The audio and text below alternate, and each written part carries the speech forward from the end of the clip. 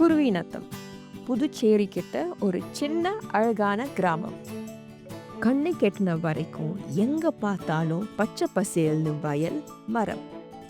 கிராமத்துக்கு நடுவுல ஒரு பெரிய ஆலமரம். அந்த மரத்துக்கு கீழே ஒரு குட்டி கோவில். இங்கதான் நான் என்னுடைய மேடைக்கான தேடலை ஆரம்பிச்சேன். அந்த தேடலில் நான் சந்திக்கிற முதல் மனிதர் திரு ராமசாமி, இளைஞர் நாடக இயக்குனர். வெளிப்படை என்கிற நாடக குழுவை இவர் தான் ஆரம்பிச்சு இன்னைக்கும் நடத்திக்கிட்டு வராரு.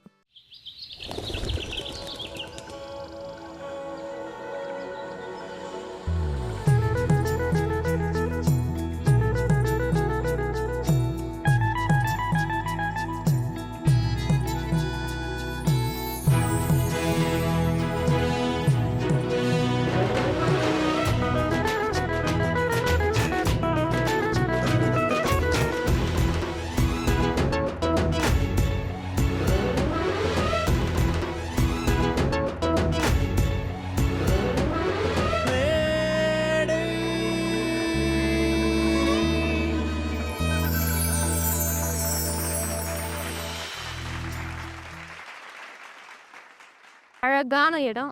என் தாத்தா ஊர் ஞாபகத்துக்கு வருது. ஓ, இந்த கோயில்னா இது வந்து ஐயனாரப்பன் கோயில். இங்கே தான் ஒத்திட பார்ப்பீங்களா?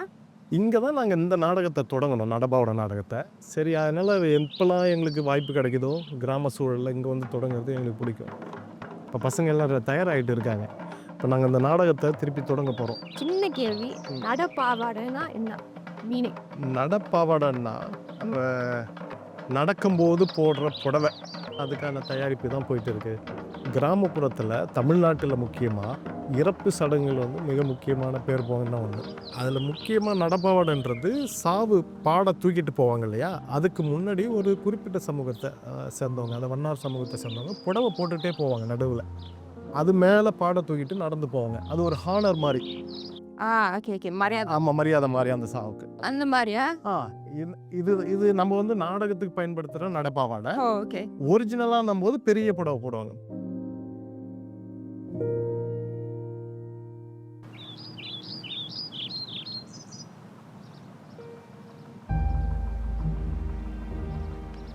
இங்க என்ன நடக்குது?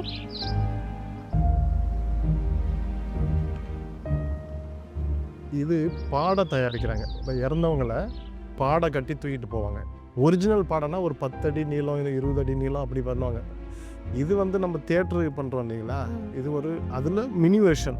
இதுதான் எங்களுக்கு செட்டு ப்ராப்பர்ட்டி எல்லாமே. இதில்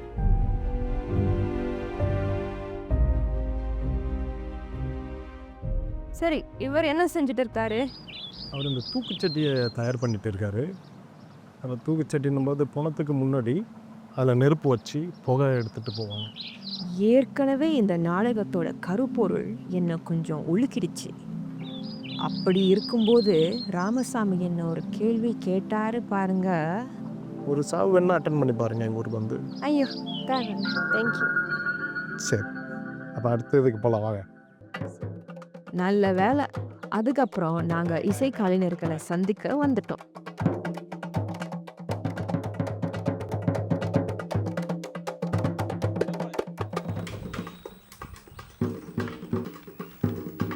இப்போ பயிற்சி நேரம். Centre side to side and roll up, push out, push out, push out and go. நானும் கலந்துக்கலாமான்னு கேட்க போறேன். Can I join? Yeah, please. Yeah, chin down.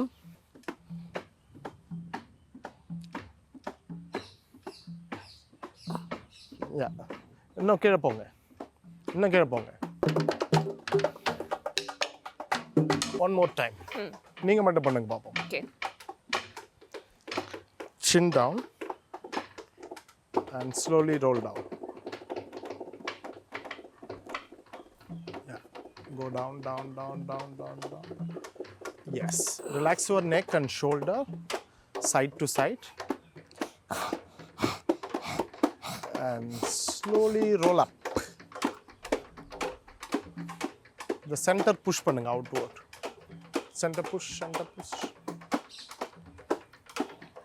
So when you come in, it's like a string kind of it's pulling you like that. Yes, that's it. It's like a wave. Yeah, wave. Okay. It's stretching opposite way. நேரா எங்க பாருடா. அமர். நீ இதெல்லாம் ஏன் செய்யறாங்க? நாடக பயிற்சிக்கும் இதுக்கும் என்ன சம்பந்தம்? ஒரு கண்டெம்பரரி ஆக்டர் என்ற ஆள் வந்து அவரால் நடிக்க முடியணும், ஓட முடியணும், ஆட முடியணும், பாட முடியணும், பேச முடியணும். இது எல்லாம் சேர்ந்ததாக தான் கண்டெம்பரரி நடிகர், கண்டெம்பரரி ஆக்டரை நான் பார்க்குறேன். இப்போ எனக்கு ஒரு ஆக்டிங் ட்ரைனிங் மெத்தட் வந்து நான் உருவாக்கிட்டு இருக்கேன். It's call designing actor training method through living circumstances. அதுதான் என்னோடய ரிசர்ச் ஒர்க். இங்கே இருக்கிற வாழ்வியல் சூழலினூடாக ஒரு நடிகருக்கான ஒரு பயிற்சி முறைகளை கொண்டு வரது. அப்போ அந்த பயிற்சி முறைகள் மூலமாக இங்கே என்னென்ன வேலைகள் இருக்குது, இயற்கை சார்ந்து, விவசாயம் சார்ந்து, ஊரோட அவருக்கு ஃபெமிலியரான வேலைகள் என்னென்ன இருக்குது. அப்போ கூடுதலாக அதில் விலங்குகள் மூமெண்ட்டும் வரும். இது எந்த அனிமலாக இருந்தாலும் ஒரு அனிமல் போஸ்டர் வேணும்.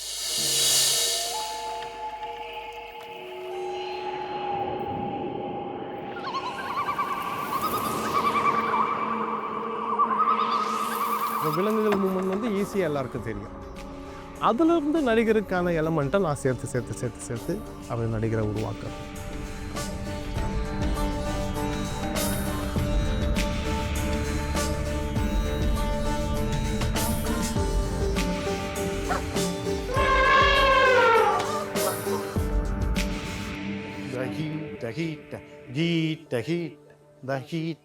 இசைன்றது தியேட்டர்லேருந்து செப்பரேட்டான ஒரு விஷயமே கிடையாது.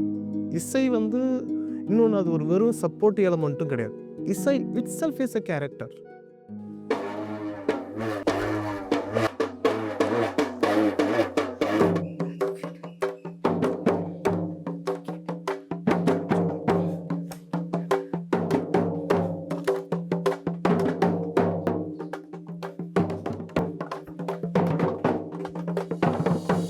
ஃபஸ்ட்டு வாய் தறி பீட்டு நீங்கள் அதுக்கப்புறம் வந்துக்கலாம்.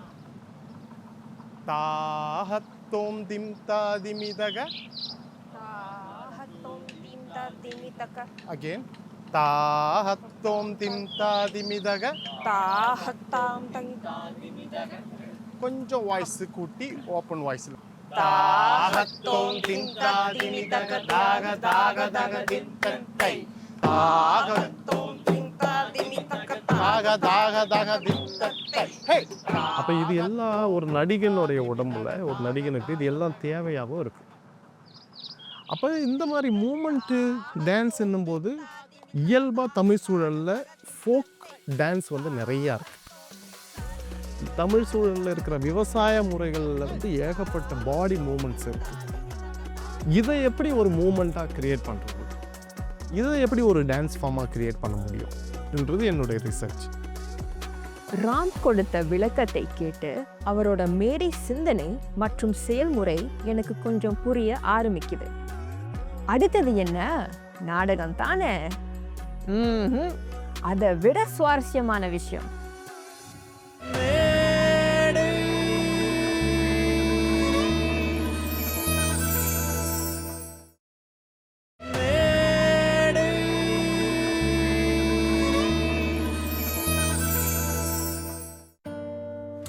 நாடகம் பார்க்கறத விட சுவாரஸ்யமான விஷயமா? அது என்ன? அட, நாடக ஒத்திகைங்க. தென்னிந்தியாவில் ஒரு தமிழ் நாடக இயக்குனர் எப்படி நாடகத்தை இயக்குறாருன்னு முதல் தடவையா பார்க்க போறேன். என்ன செய்ய போறாருன்னு தெரிஞ்சுக்க ஆவலா இருக்கு.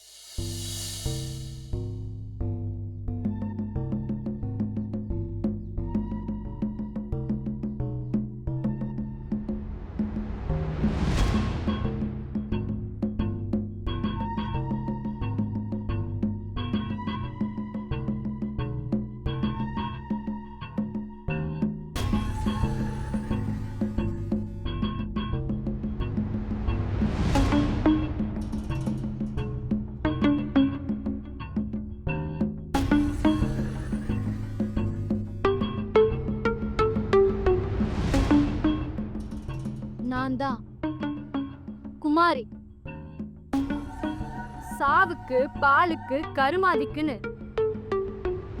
எல்லா காரியத்துக்கும் நான் தான் இருக்கணும். செஞ்ச வேலைக்கு மதிப்பில்லைனா யாருங்க செய்வா?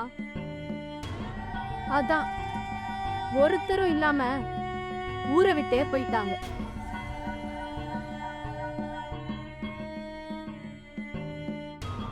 எப்பா நீர் கூட எடுத்துட்டு வந்தாச்சா?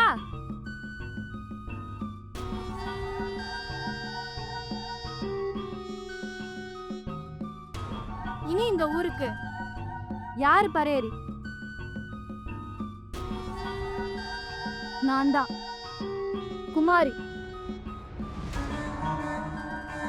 அங்காளி பங்காளினா என்ன வைக்கவாங்கப்பா? இப்ப பேரு பிள்ளைங்களா வந்து நெய்ப்பந்தம் இடுங்க. இது எல்லாமும் அரிச்சந்திரனுக்கும் தெரியும். குமாரியும் சொல்லிக்கிட்டு தான் இருக்கான். நான் சொல்லி என்ன செய்ய, அவன் கேட்டு என்னத்தை செய்ய? நானும் கேட்டுக்கிட்டு தான் இருக்கேன்.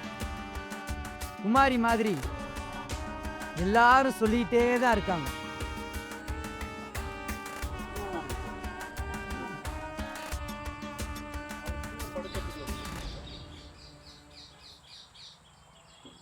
அதை போட்டு அதில் படுக்க வச்சிரு இப்போதைக்கு.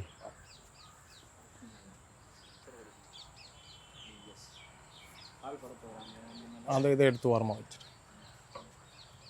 யா உன்னுடைய டைலாக்ல இருந்து ரிஹர்சல் தானே, ஒன்றும் பிரச்சனை இல்லை. அல்ல அல்ல குமாரி மாதிரி எல்லாரும் சொல்லிகிட்டே இருக்காங்க, அதை சொல்லிட்டு அப்படியே படுத்துட்டு. குமாரி மாதிரி எல்லாரும் சொல்லிக்கிட்டே தான் இருக்காங்க. அங்கேயே வெளில உள்ளே வேடா. சரி, நான் தேவிக்கு பதில் இவங்களை அனுப்புகிறேன். இவங்களை கூட்டின்னு அப்படியே நடந்துடு 3 ரவுண்டு. ஒத்திகை எல்லாம் நல்லா தான் போய்கிட்டு இருந்துச்சு. அப்பதான் ராம் திடீர்னு ஒரு பெரிய குண்டை தூக்கி போட்டாரு. என்ன இந்த நாடகத்துல நடிக்க சொல்றாரு, அதுவும் அந்த குடும்ப உறுப்பினரை இழந்த பெண்ணா. ஒரு கையில் கை பிடிச்சி. பொட்ட பிள்ளை கொல்லி வைக்க கூடாதுன்னு யார் சொன்னது?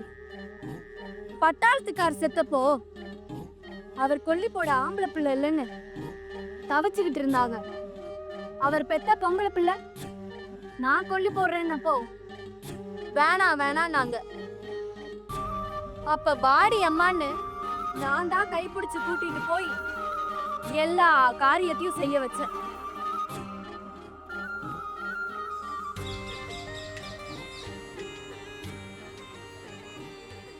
நீ பாட்டு இப்போ தொடங்கலாம்.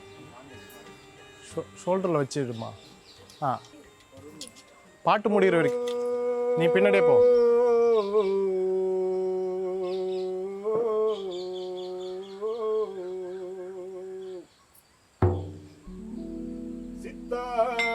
Look straight, look. Yeah.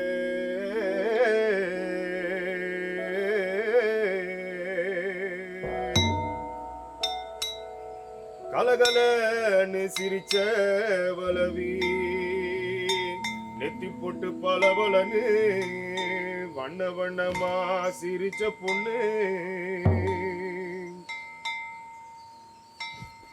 ஏன் கண்ணே ஓடும் பாதையில உருண்டு வந்த பாறை என்ன உன்னோட கை பிடிச்ச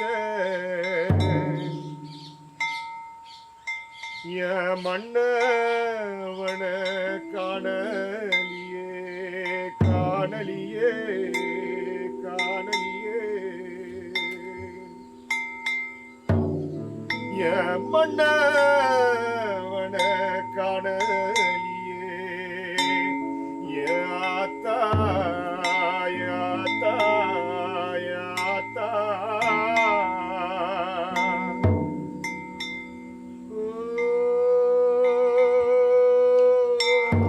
தலைங்கிட்ட போய் நிறுத்திக்க. ஓகேவா?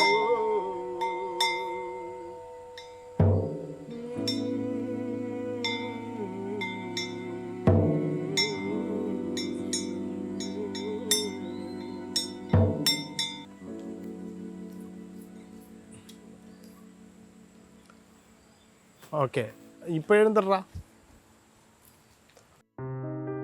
இப்போ ராம் மீதமுள்ள காட்சிகளை ஒத்திகை பார்க்கறாரு. அவர் பயன்படுத்துற உத்திகளை தான் பாருங்களேன். அதிலும் புடவைகளை அவர் புதுமையாக பயன்படுத்திய விதத்தை பார்த்து எனக்கு ஒரே ஆச்சரியம். ஒரு சிறு பொருள், அது நாம் தினமும் உடுத்தும் புடவையாக இருந்தால் கூட அதை கொண்டு எப்படி ஒரு நாடக காட்சியை மெருகேற்ற முடியும்னு எனக்கு புரியுது. Heat heat the heat heat சொல்லுங்க சொல்லுங்க. The heat heat heat heat the heat heat heat heat the heat. ஒரு பானை சோற்றுக்கு ஒரு சோறு பதம்னு சொல்வாங்க இல்லையா? அந்த ஒரு காட்சி போதும்.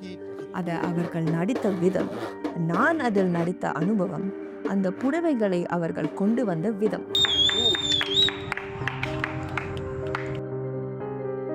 இயக்குனர் ராமசாமியோட நாடகத்தை பற்றின பார்வை எனக்கு நல்லாவே புரியுது.